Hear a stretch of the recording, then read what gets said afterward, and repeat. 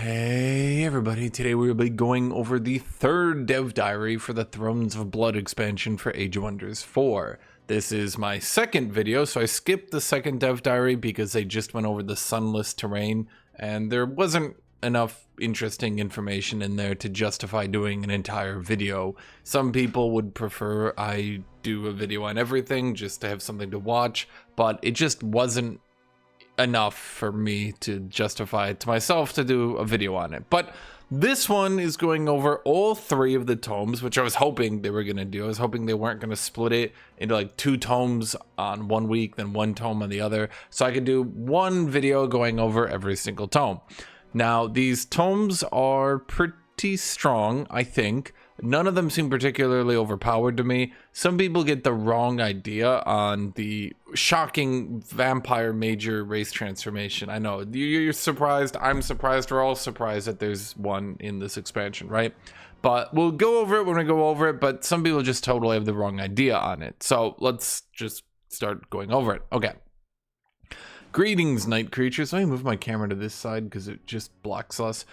Let me zoom in a little bit more too. Greetings, night creatures. I'm Lewis, a senior designer at Triumph Studios, and now that you have journeyed through the sunless lands, I'm thrilled to unveil the new tomes I've crafted for Thrones of Blood. My aim with these tomes is to not only complement the new Elder Vampire leaders, but also make sure they possess their own unique identity. And this is something I was really actually hoping that Triumph would do more of. I think in the first season, they just bluntly missed the mark over and over again and over and over. Season 2 was great, and I think all those expansions were good. But man, in Season 1, I feel like they just weren't quite hitting the mark in that they would do maybe 1 or 2 tomes for a theme. There'd be like 1 tome for Fae, and then there'd be like 1 tome for Constructs. I'm not even including Tome of Constructs isn't good for Constructs, so Tome of Dreadnought was the only Construct tome. There were technically 2 tomes for Dragons, but once again, only 1 of them was actually good for Dragons. So I think Season 1 just kept missing the mark over and over again, that if, especially because like the developers aren't going to come back and revisit a theme. Well, at the very least, they haven't. So they kind of need to make sure that they flesh things out when they go through an expansion, especially so that going forward, as we're in Season 3 into Season 4 into Season 5, hopefully, that they leave a theme in a fleshed out state so that you can go and play it and have enough tomes to actually play the theme, rather than kind of how the Fae tome is, where it's like there's 1 tome that's a really nice tome, but like there's no other complementary tome, so the theme just kind of ends. Like, yeah. Anyway, what I'm trying to say is I really actually think this is the much better way to do it, to actually give enough to flesh out a theme. And I know the developers are obviously, they're trying to make sure that you can go these tomes without going all 3 of them, and we'll see whether or not that's true. I mean, it's probably true, but I cheated and read forward a bit, so obviously it's true here. So the first here is the Tome of the Bloodright. This is a Chaos Shadow Tome, and it has a conduit. It does seem like the developers are avoiding making anything a research post, because the research post SPIs are obviously quite overpowered, and due to the fact that they've kind of become mandatory, the developers are kind of locked into a losing battle here. If they make more tomes with them, then all they're really doing is making tomes that just power creep the game, just making better and better tomes with the research SPIs that everybody wants. And if they make tomes without them, then everybody's going to want to go back to the old research SPI tomes. I'm sure anyone who's played card games knows of this dilemma, right? Where it's like, we could power creep the things that are already overpowered, or we could not do it. And then so what they are doing here is they do have some good SPIs, but they are conduits, which are the weakest, but it seems to be their middle ground here. Okay. The first tome, the Tier 1 Tome of the Bloodright, focuses on cults, enabling you to damage your own units with spells for powerful effects and to make your enemies bleed. First up, we have the Blood Cultist. My personal opinion, I find the Tier 1 and the Tier 2 battle mages to just be way too squishy. And I think the developers could kind of benefit by doing an across-the-board buff to battle mages at Tier 1 and Tier 2. At Tier 3, they generally seem fine. They have about 75 HP, and that's good. But Tier 1 with 45 HP and Tier 2 with 55 HP, battle mages just aren't really usable until Tier 3. There's a couple that are okay, but on average they just end up being way too squishy, and it just leads to problems with their viability. Even if there are good tier 2 battle mages like the Warlock, it's because they're like crazy overstat and can compensate for that low HP, whereas I think there's more tier 2 battle mages than any other tier 2 unit in the game, and exactly like 0 of them actually see play. Literally none of them see play. So hopefully the Blood Cultist is going to change that, but I wouldn't hold my breath because they are very squishy. Okay. The Blood Cultist is a tier 2 battle mage whose fanatical duty is to let blood flow. Their Scarlet Plague ability applies a blood parasite, a new bleeding effect. This negative status effect acts and counts as bleeding, with the key difference being that most units, even bloodless ones, can suffer from it. If a unit dies while under this effect, the parasite matures and spawns a new unit called the Blood Parasite. Is that not... Spawns a new unit called a Blood Parasite. Is that not the Blood Maggot? Yeah, the Blood Maggot unit is a tier 1 fighter that spawns from this new status effect. Is this not... Spawns a new unit called a Blood Parasite? No, I think they mean spawns a new unit called a Blood Maggot from Blood Parasite. I think they just said it wrong. Okay.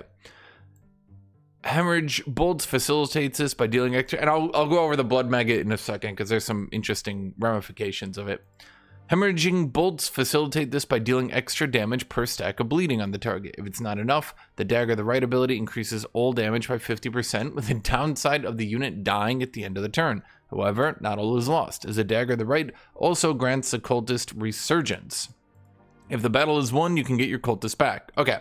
The Blood Maggot is a tier 1 fighter that spawns from a new status effect. It moves through the battlefield, feeding on corpses and engorging striking itself. When it dies, it splatters all adjacent enemy units, dealing damage, inflicting blood parasite, thus restarting the cycle. Okay. I have asked, actually, I thought it was a really good idea. I actually had made the comment that I would very much like to see a dots matter type of unit, because dots in the game right now just are not very good. They don't deal enough damage, battles are too quick, and stacking them up just doesn't really seem to benefit you. You also can't spend them, as in consume them, and you don't really get any benefit to stacking up dots. If you do dot enemies, it happens to... Well, I should say it generally happens as a side effect of AoEing enemies, and sometimes you can do things like lava burst or other things, and you can apply dots at like the beginning of a battle, and those will matter, but it's very limited and niche. So the idea that dots matter because this unit does more damage to enemies that have dots on them, I'm hoping that gets affected to more units, but at the very least it does make the Blood Cultist actually decent enough. The plus 50% damage, but then it dies, I'm not entirely sure that's a good idea. It's certainly unique, but when you resurgence, you do come back to life, but the unfortunate reality is you come back to life without that much health. Now, this guy is an optional mount, so you could maybe try to do a chariot build. So even if he comes back with like 10% health, he still is dealing full damage because of the chariot. Maybe you could try Tenacious. Maybe you could do like Tenacious with Spawnkin, with, I don't know. Like, you get my idea. Like, there's definitely some things you can do with it, for sure, but I'm not entirely sure it's that great. And I'm a bit worried that in auto battle, your AI will just, well, literally kill itself. Now, as for the blood parasite effect itself, the negative status effects acts and counts as bleeding. Now, I'm wondering, could you have 5 status effects and then also a blood parasite effect? Would the blood parasite effect deal 4 damage per round? It's not really that much damage. I'm just wondering, could you then get it to 5 stacks of bleeding and a blood parasite to do 24 damage per round? But it acts as bleeding, and then this unit deals more damage. I'm wondering, because if it deals like 10% more damage per stack of bleeding, could you then get it to like 50% for the 5 bleeds? And then I'd have to see how it works, right? At any rate, the blood parasite, well, I should say the blood maggot itself, is where this gets a little bit interesting. A beasts of the night type build, meaning vampires with beasts. They haven't exactly specified how this will work, but the blood maggot, you might notice right here, is an animal. So I actually find the Blood Maggot to be more interesting than the Blood Cultist himself. Sorry, Blood Cultist. Maybe Scarlet Plague is a good way to start generating these Blood Maggots early with the Blood Parasite, but I do think there's lots of ways to generate that Blood Parasite. Is we learned earlier in the Vampire Dev Diary, vampires can upgrade their Vampire Tower, their replacement for the Wizard Tower, to draft out tier 3 vampire spiders. Now I'm saying all this because if we can draft out tier 3 vampire spiders who can summon tier 1 vampire spiders who can then do blood parasite and get blood maggots, and blood maggots can AoE when they die to blood parasite even more units, blah blah blah blah blah, right? If they can do all this, I'm wondering, can this guy be enchanted? Can we use Tome of Vigor on this guy? Can we use Mighty Meek on this guy? It does seem like this is kind of what the developers are going for, but until I know whether or not this unit can be enchanted, which I assume he can, the developers only disable enchants on summons in rare situations these days. Originally, they were pretty much disabling it on everybody after the 1.0 version of Age of Wonders 4 had like absolutely monstrously overpowered animals, and they disabled it on a lot of them. But particularly with the last expansion with Wild Speaker, I do think the developers have kind of changed their mentality in that, especially with their buffs to Mighty Meek, that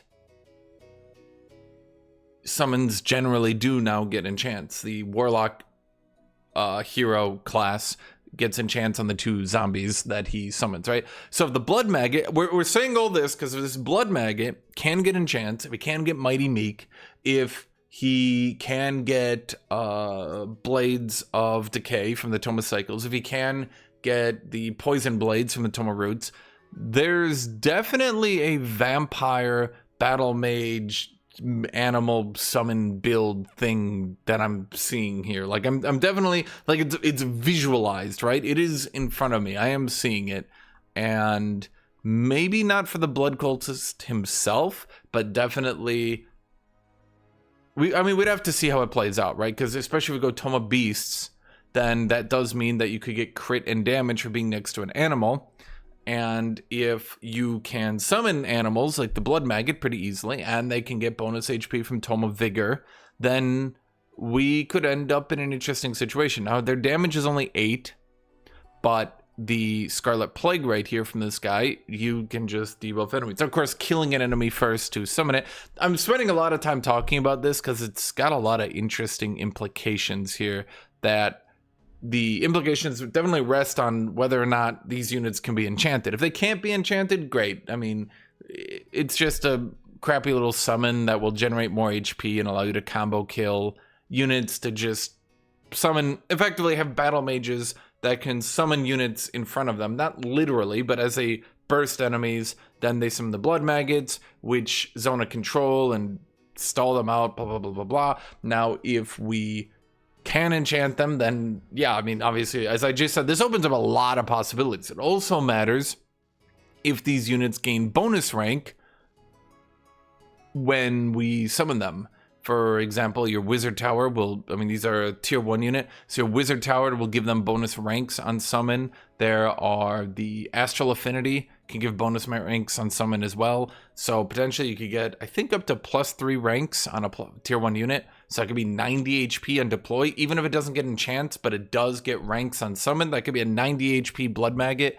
Even into the late game, that's going to be 2 hits, even off charge units to drop down. So this could give builds like battle mages that need blockers in front of them a way to generate those blockers. There's a lot of things. I think this is probably I know this might be to you guys the least interesting part of all these tomes, but I'm just saying that this, you guys have seen me, I really like doing summon builds. I've done a lot of animal summon builds, and this one, I mean, the fact that it is an animal opens up a lot of shenanigans here. Okay. Bloodcarved Runes is a minor transformation in this tome. It grants your racial units increased world map regeneration. It's 5 world map regeneration. So it's useful, but it's not 10. I mean, it's 5, which is useful, but it's not 10. Okay? Okay. So this does make your units ignore attacks and debuffs makes your attacks and debuffs ignore 1 status resist per stack of bleeding on the target. Now, of course, this has a lot of implications, once again, for battle mages, because, especially as we go chaos battle mages, we like to stack debuffs. On the Tome of Pandemonium, you get those debuffs that you can stack on. Of course, we've got, there's the Tome of Evocation, can lightning dot people. The Tome of Revelry, not Revelry, what's the other one? Mayhem, but that one automatically applies Misfortune. Tome of Pandemonium is, again, just the biggest deal. It's just debuffs on every single hit, right? I'm trying to think here. Tome of Calamity was changed to be an automatic dot. So really, this has the biggest synergy with Tome of Pandemonium. But Tome of Pandemonium, as I mentioned, is such a good tome that setting yourself up to go Tome of Pandemonium with this tome is kind of a big deal. Now, it also does matter because you could potentially do things like the Tome of Dragons, because I know the Firebomb applies automatic bleeding. And just the world map regeneration gives us a stronger early game. So potentially this could open up the ability to first tome this as a way to continue to clear the map, because if these guys can continuously resurgence here, yeah, if you use a dagger right and you resurge, then that kind of ignores how squishy these guys are, because they'll keep resurging and just coming back to life and back to life and back to life. If you can do that while also having more world map regeneration, while I'm unsure about how useful we can make this status resist. There's battle mages who debuff enemies baseline, but I'm trying to think of the best ways we could do it. Blood Drinking Blades. Now this one's really good. Blood Drinking Blades is an enchantment for your melee units that increases their physical damage and heals them when attacking bleeding enemies. That's strong, and particularly due to there being a lot more healing in the game with the Dark rework and with Blood Drinking Blades. This does mean that a Tome of Cycles Beast build, which I've used a lot with Blood Maggots and beast summons and all that crap, I think that if, Blood Maggots do get enchantments and you do get Blood Drinking Blades, and we can create Blood Maggots, and we can, especially if Blood Maggots can come out of my opponent's summons, then this is going to give me a lot of ways to generate Blood Maggots, right? And if I can use Tome of Cycles then to reduce their healing while I'm healing, then yeah, just being able to just apply these decays is just going to be a very big deal, I think, going forward, just based on how much healing they're adding. There's already a lot of healing, and Tome of Cycles is already good with that Blades of Decay, but it'll be even better if there's more healing, because it just counters it. Sanguine Focus is an enchantment for your magical units that grants them a chance to make their targets bleed, thereby facilitating your melee units' thirst for blood with Blood Cultist increased damage. Now, I do like this a lot, actually, because this is a tome that actually enables multiple unit types. It also gives us the ability to apply bleeds on enemies, but I don't think it's that big a deal. I think the main thing here is going into Tome of Pandemonium. Tome of Pandemonium gives you 10% more damage per debuff on enemies. And, it stacks up to 3 times. People might say, well, it's really easy to get 3 debuffs. But getting 3 debuffs really, really fast is what matters. Not the ability to stack it up one turn to the next, but to stack it up potentially on your first attacks. Your second and third attacks are getting that bonus damage, right? I think it stacks mid-attack. So I think if your first attack applied 3 dots and you were triple attacking, that your second and third would get a 30% damage. Someone tell me if that's actually how it works. Sometimes the game works differently than how you would imagine, but I think in this case that would work. So being able to stack these dots instantly to burst people down is, pretty good. And the enchantment for your magical units that grants them a chance to make their targets bleed. Is that all it does? It's not very strong. I guess it's okay. It's just not very strong. But I do like the general idea of a tome that actually enhances your range and your melee for once. So you're not left in an awkward situation where, you're only playing battle mages, so you're only playing melee units because all you're doing is enchanting and boosting one unit. I have kind of thought that this is really more of the mentality the developers should go with, is being able to buff multiple unit types in one tome. I do think this should probably affect range units as well. I guess maybe they're afraid of boosting skirmishers even more with some early game dots, but I don't think that would be the end of the world. I think that, I mean, range units are just not doing very good, frankly. So I don't think archers being able to have sanguine focus would be that big a deal. It's not like, you know, I just don't like that sometimes they just weirdly limit stuff like that. Okay. Rite of Bloodletting and Rite of Life Leeching function similarly but achieve different outcomes. Both rites require targeting a friendly unit, dealing a flat, unblockable 5 damage. The Rite of Bloodletting then inflicts bleeding on all enemy units with a 2-hex radius of the targeted friendly unit. Conversely, the Rite of Life Leeching grants Strengthen and Life Drain to all adjacent friendly units for 3 turns. I mean, the Rite of Bloodletting could be okay. I mean, it inflicts bleeding. It seems 2 bleeding. Is it an automatic bleeding? I can't tell. If it's an automatic 2 bleeding, that's not too bad, because I'm going to assume it would kind of just be a cheap spell to proc your healing on your melee units. The heal is not a transformation. Obviously, it's an enchantment, so it wouldn't affect your heroes. Now, I'm wondering if it's going to be 1 damage or if it's going to be 2 damage. If it's 2 damage, this tome is going to be top tier as hell. If it's 1 damage, it'll be fine. I don't know. It definitely opens up different builds, right?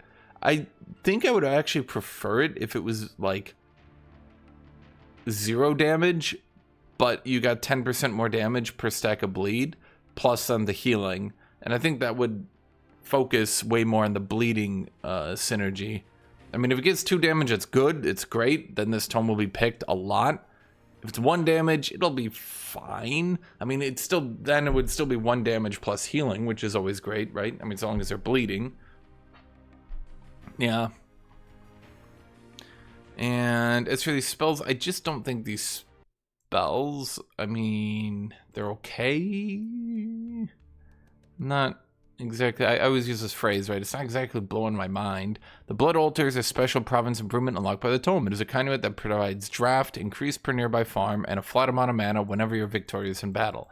That flat amount of mana is interesting as well, even though this sounds dumb, because if I'm doing beasts into bloodletting, like as I open Tome of Beasts into bloodletting, being able to generate a crap load of mana and then being able to churn that into beast summon, beast summon, beast summon, trying to RNG out those ice spiders or whatever, that would work. And then just draft, increase per nearby farm. It's, I don't know, it's a conduit, so you're already struggling to make it useful.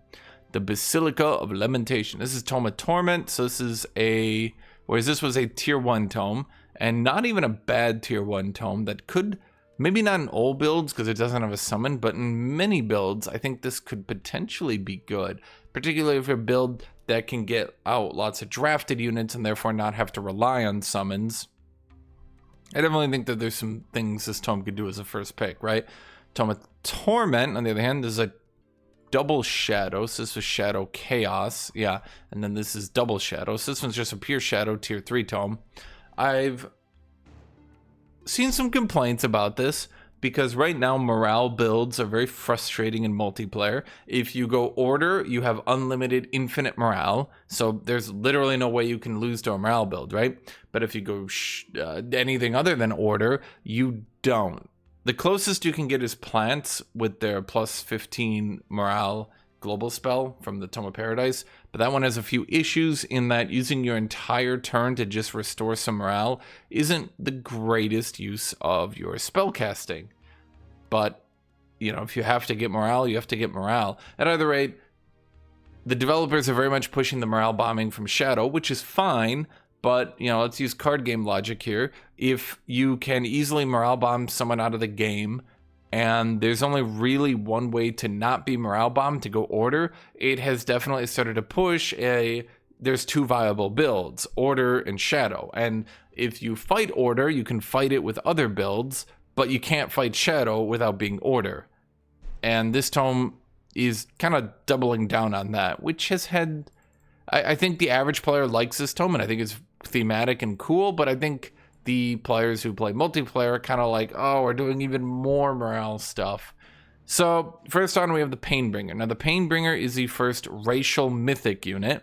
It is racial and mythic, meaning it takes all your enchants, but you cannot... Or sorry, it takes all your racial transformations, but not your enchants. You could still transform it into undead, then use undead enchants on it, or you could enchant it to a plant, and then use Force of Nature on it. You could enchant it into an elemental, and then use... I forget what the tier 5 Materium thing is, right? You could do those. So it's not like you can't enchant it. It's just going to be quite limited. To lead your army of torment, we are introducing the Painbringer, the first racial mythic unit in the game, and a callback to the Deathbringer from Age of Wonders 3. Painbringer. It's not Deathbringer. As a mythic unit, it cannot benefit from most unit enchantments, but it will still have transformation applied to it. It is a free Shadow Step ability that it can use every turn to teleport up to 2 hexes, and its melee strike heals it for half the damage they deal. Together with its flanker passive, this can be a deadly combo. Additionally, it is a ranged whip ability called Tormenting Lash that instantly applies 4 stacks of Torment.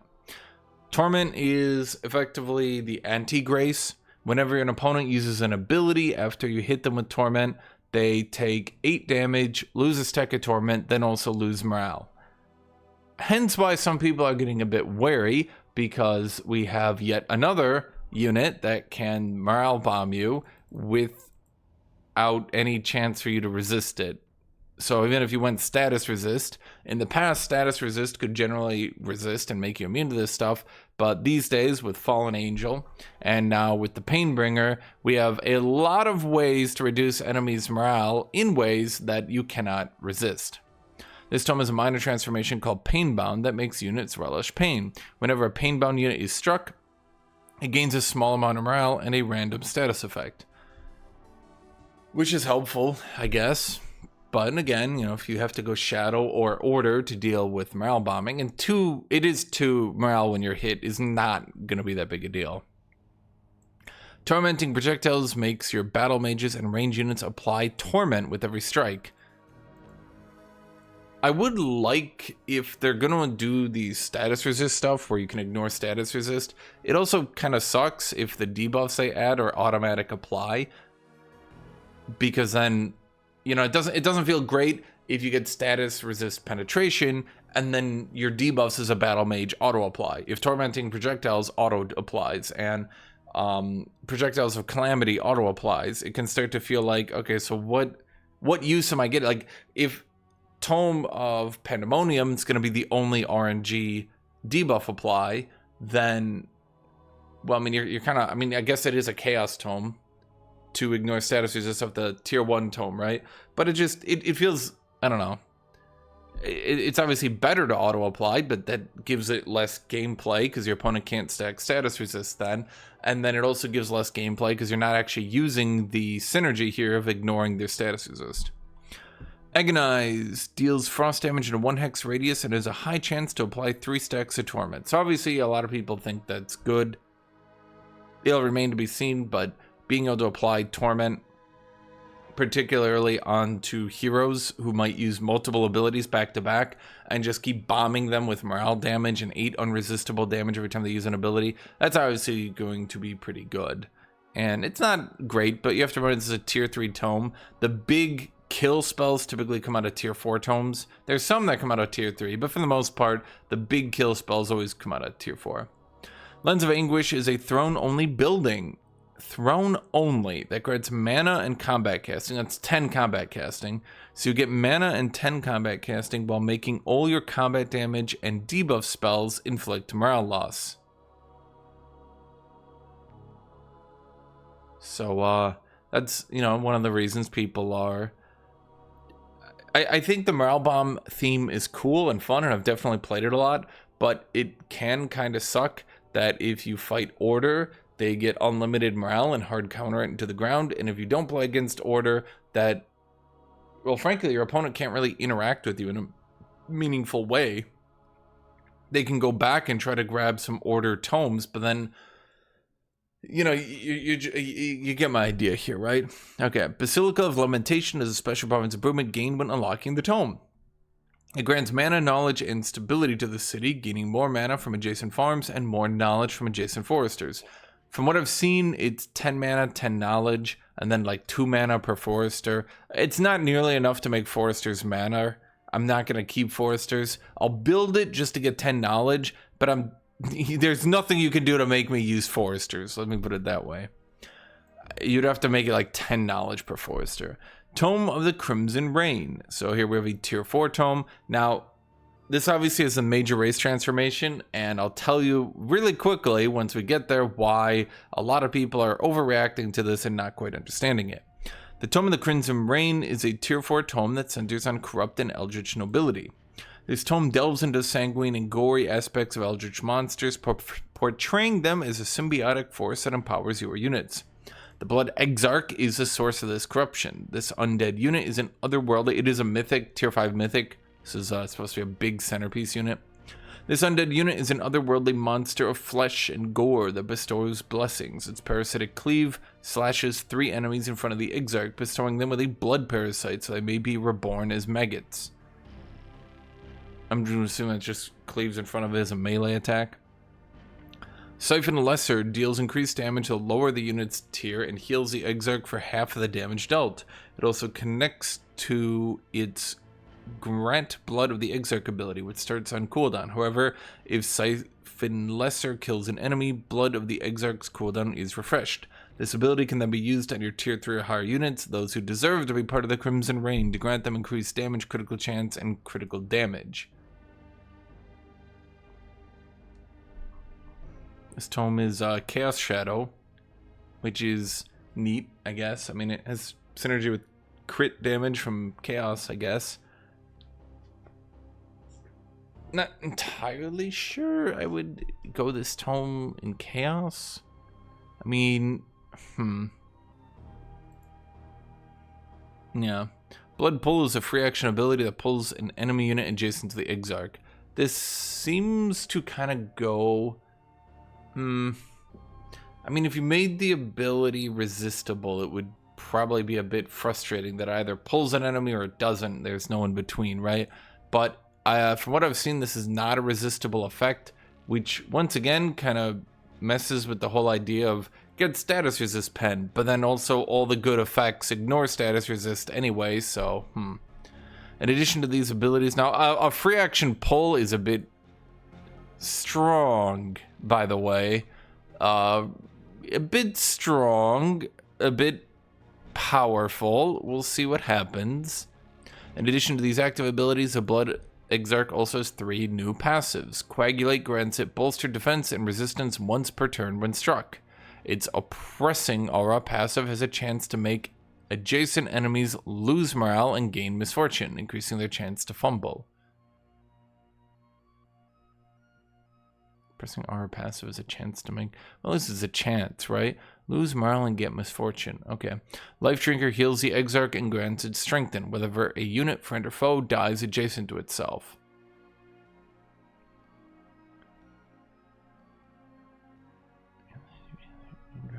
Life Drinker grants the Exarch... Heals the Exarch and grants strengthen whenever a unit, friend, or foe dies adjacent to itself. Okay, I mean, that is decent enough, I suppose. So, it's just a... Giga vampire healing guy. Neat, I guess. Things get even more interesting and dark with a gift of the old blood.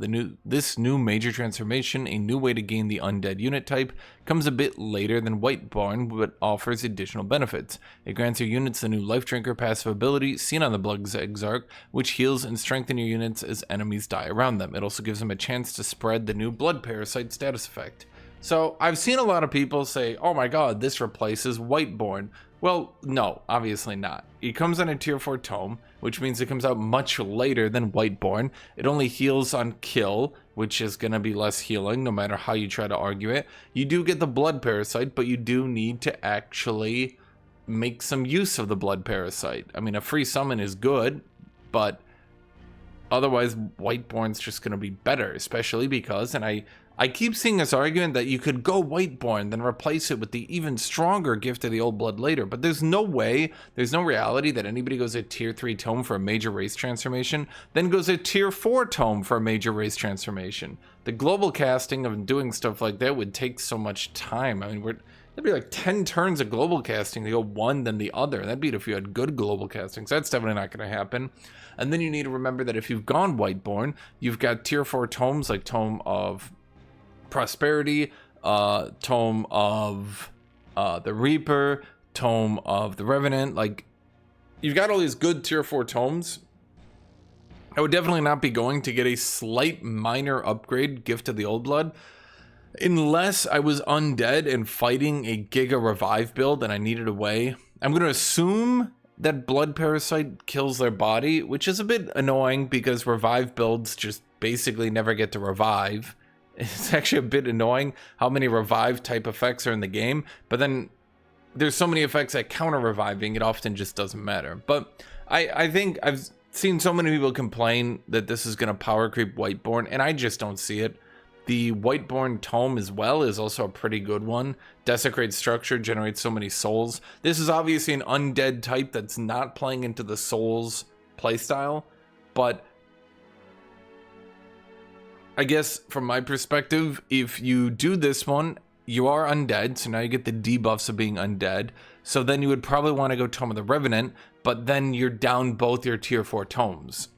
Just going Tome of the Revenant and then Tome of, what is this one called? The Crimson Rain. You'd be down both tier 4 tomes, and that means you don't have the powerful Tome of Prosperity, the powerful Tome of the Reaper. You don't have any of those. And so I definitely think that this is going to be a decision on whether you stick with good old Whiteborn or you go and you grab, I cannot remember its name, the Tome of the Crimson Rain. I feel like I should call this Tome of the Old Blood, but maybe that would have been a bit on the nose. To help you create your Crimson Rain, there's a new Mantle of the Blood Noble enchantment. It attaches to old tier 3, 4, and 5 units, giving them the Exarch's Coagulator passive. When entering battle, the enchanted units gain a small amount of maximum hit points and healing received in combat, scaling with the number of tier 1 and tier 2 units you bring into combat. Now, of course, I'm wondering multiple different things on this one. Number one, does this matter if there's summons like Warlock and his 2 zombies? Does that matter it? Is it only units in the stacks? Okay, so if it's units in the stacks, this does kind of emphasize, in my opinion, the whole Creatures of the Night type build, because what are the best tier 2 units in the game?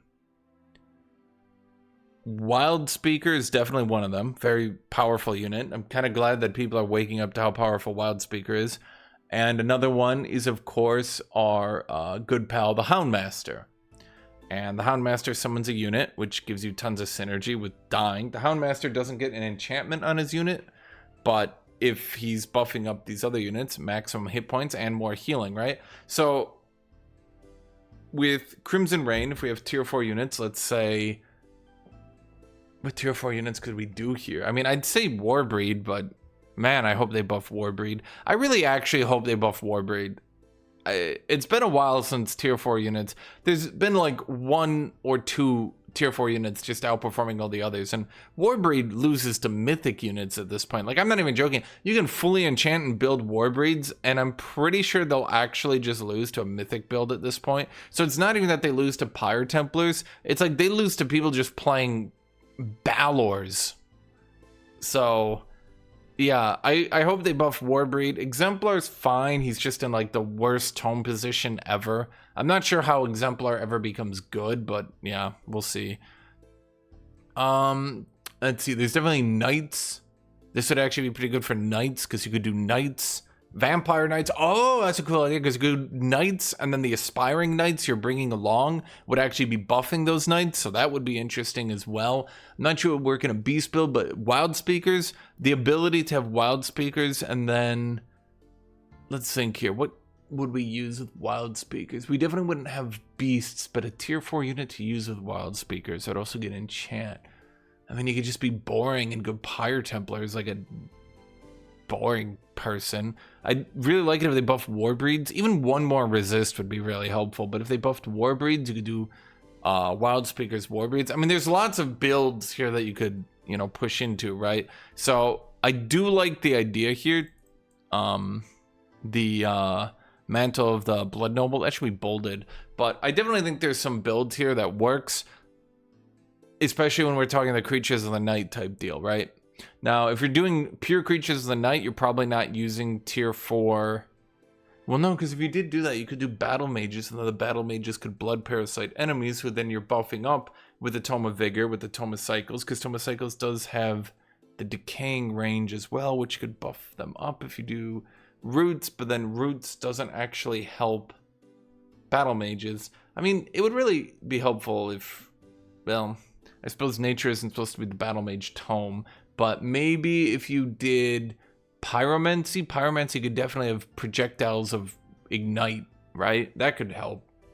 If projectiles from the Pyromancy Tome was affecting Battle Mages and range units, there could be some here. I mean, I'm just spitballing ideas, right? There could actually be a lot of small changes they could do that would dramatically increase the diversity in the game. Okay. So, Crimson Court is a throne-only structure, another one. Once built, grants all your tier 3, 4, and 5 units increased regeneration on the world map and a small amount of experience each turn. I'm going to imagine that didn't apply to all units because they were afraid of buffing Aspiring Knights again. I don't think they're nerfing Knight next expansion. Knight is definitely a bit frustrating for a lot of people because he's outrageously strong, but so limited. If a Knight player loses their Knight stack, they tend to get blown out of the game and can't really recover from it. But if they don't lose their Knight stack, they can destroy people very hard. Now, of course, the Mantle of the Blood Noble will help this a little bit because the maximum hit points and healing received will definitely help the few tier 4 units you have help make them a bit stronger. Now, tier 3, 4, and 5 units increase your generation and a smaller unit of experience. Are there any? I mean, obviously tier 4 units getting experience is good because it's just tier 4 units getting experience, right? I'm just wondering if there's any tier 3, 4 units that, I mean, I think promotion stops at tier 2, right? I don't think it goes beyond that one.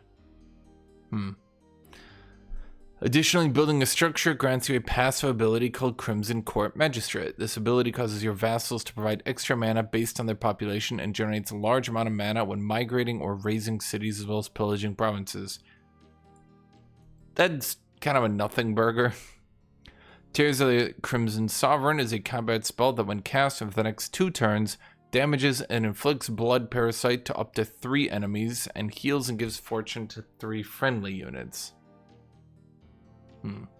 So you cast it, and then you get this effect 3 times in a row.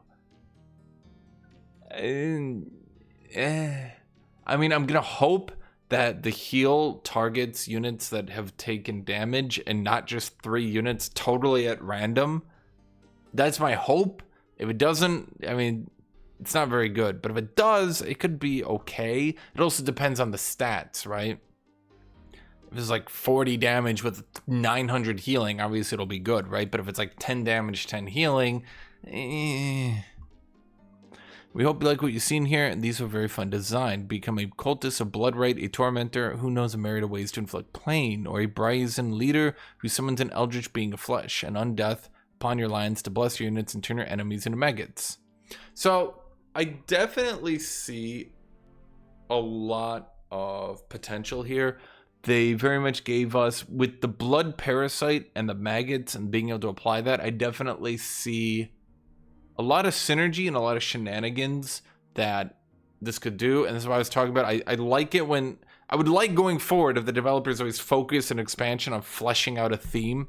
So the blood parasite theme can definitely be augmented with some tomes that are in the base game, presuming blood maggot can be enchanted. If it can't be, well, it kind of chops this off to begin with. Now maybe blood maggot is too reliant on going Tome of Vigor, and they wouldn't let him be enchanted, because then they would say, well, everyone would go Tome of Vigor then. But I think that's fine, really, right? Because it's not like you would have to go Tome of Vigor. Buffing up the blood maggot is probably not everybody's most important deal, right? But with the tier 4 racial enchantment giving you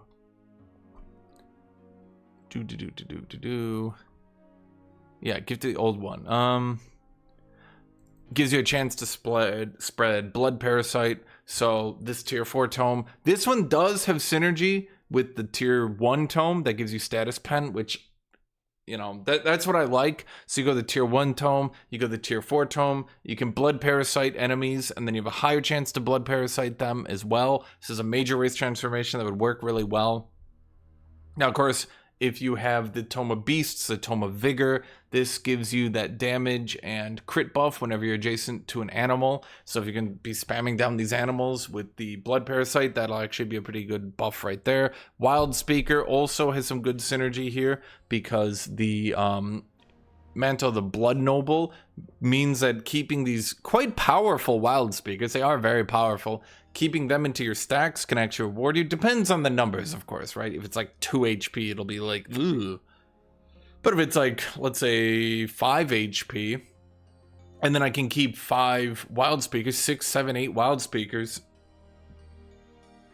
I mean, if I can keep 8 Wild Speakers in my stack and give 40 HP to all my high tier units, then that's going to be pretty good, right? I mean, it all depends on the numbers. It all depends on all of this. And I definitely think there's going to be lots of things there. Now, of course, the tier 3 tome, this one actually seems to not entirely synergize. Like, I get the idea here, but I feel like the tier 1 and the tier 4 tome, obviously, they're both Chaos Shadows, so they synergize with each other more. I feel like Tome of Torment kind of comes out of the blue for this build, and I'm not entirely sure it's got the best synergy. Now, of course, Painbringer is a tier 4. It is mythic, so it does get racial transformations. So you could use it with Tome of Beasts. You could use it with the undead transformation. You could even use it with the plant transformation if you wanted to do such a thing, right? You could use it with pretty much anything that's a major race transformation, and it would work out decently. And of course, it only has 32 movement speed, but because it is a racial unit, it should be able to get athletics then, unless I'm totally misunderstanding something here. So you could go Painbringer with athletics, with strong, and you would end up with a pretty good unit. It's decently tanky baseline as well, so this is definitely a unit that would kind of work out here pretty well. The Shadow Step is also a pretty good one as well, again, and I kind of see what they're going for here, and maybe, yeah. Then, of course, you've got things like the XP for unit from the tier 4 tomes. You get the XP for tier 3, tier 4 units. You get to stack that up. Could that work then with Tome of Evolution with the racial transformation? Could you do Tome of Evolution and then kind of scale it more into the late game? Yeah, I don't know, but it's definitely lots of builds. I do think the Tome of Torment, it does have some synergy though, because you've got the yeah, I mean, the Painbound would allow these tier 4 giga tanky units to then, so like if I have I mean, depending again on how much HP you can give these dudes, but let's say I can give the Painbringers my stacks 30, 40 more HP by bringing a bunch of Wild Speakers. And let's say these guys are a high level, right? So, maybe not high level, but you get my idea, right? Like, let's say they got 180 HP and they heal based on the amount of damage they do, and these guys are just tanky and they're stacking all these buffs on themselves by being hit, right? I'm just saying, like, I can see all the different synergies here, and I definitely think that these tomes, this one's a bit of the odd man out, Tome of Torment, but it would kind of work still with Tome of Pandemonium, because the Pandemonium minor race transformation does actually affect this guy, so maybe you could do Painbringers on the front. With Tome of Pandemonium, buffing up battle mages would be a bit awkward, but you could also combo that then maybe with a Terramancer. It would be a bit hard to do, but then you go to tier 4, get the undead transformation, then the Terramancers can apply blood parasite, get the blood parasites down. Not sure what that's really doing for me if I'm doing this build, because I don't have vigor or anything like that, but you know, sometimes the reward is just memeing your enemy to death with funny blood parasites. But yeah, okay, so I like all 3 of these tomes, actually. I mean, if I had to complain, my one and only complaint would be Tome of Torment kind of feels like the odd man out here, but otherwise, I mean, it seems totally fine. The idea of you need to get a battle mage, right? So you've got tier 1 tome buffs battle mages, Tier 3 tome buffs battle mages. Tier 4 tome buffs battle mages, right? All these tomes work well with battle mages. And then, of course, we got the Painbringer. Now, of course, the idea here could be to just give a mythic unit to battle mages builds. So you go Painbringer, and now we don't need to be stacking enchantments because they can't be enchanted to begin with. But because you got Painbringers, we'll have this tanky melee unit to sit in front of battle mages and to do something, we win, right? I don't know. And then we've got the tier 5 unit. This one definitely seems to work with battle mages, pulling enemies into your battle mage formations to destroy them. Now, of course, do you just go the tier 1 and the tier 4 tome? I mean, they seem to have the best synergy, right? And I think realistically, like 2 Blood Exarchs pulling enemies into battle mages is probably your ideal build. Maybe a bit frustrating to fight. Battle mages are already a bit campy, kind of sitting in the corner. Battle mages probably don't have any problems getting some chaos and shadow into them as well, right? But you can see all the builds kind of just flying out there. So I think I'm gonna end this video before we go on too much longer. We're already at 50 minutes, and at this point I'm just spitballing a bunch of ideas. But you can see, just by me spitballing ideas, that's what I really like out of expansions like this one, where they add these tomes that are, and I know I'm repeating myself, but when you add these tomes that work with each other and then can also work with the base game, and not just, I mean, like it or not, I like the Tome of Prosperity. I like it. It's very powerful. I like going it, but Tome of Prosperity is probably the worst example of a tome that was added in an expansion that doesn't really synergize with anything, doesn't really do anything other than just give you like an amazingly powerful enchantment that basically everybody wants to get in every situation because it's just that good. And I'm not saying like Tome of Prosperity being that strong is probably good for the game, because it gives you just something you could do with melee in the late game that, you know, helps them up. Of course, Tome of Prosperity can also be complained about because it gives you very good anti-poke, and all you need to do is grab Tome of Prosperity, and now you're much tankier, and you can survive poke way more. And should one tome be able to do that much? Well, yeah, probably. I think the game would be worse without Tome of Prosperity, but Tome of Prosperity is also an example of a tier 4 tome that you just pick up because you pick it up. It's like, here's a strong tome, pick it, whereas I really do actually think that the Tome of the Crimson Rain you want to be synergizing with. If you just go Tome of the Crimson Rain for no other reason than to just go it, I just don't think it's going to be doing as good as, for example, Tome of the Revenant with Whiteborn. I think that'll outperform this.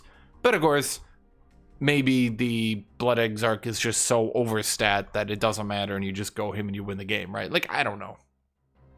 Anyway, I'm going to be done. So thank you all for watching. Thank you all for being here. Thank you, everybody. And as always, I hope you all have a great rest of your day.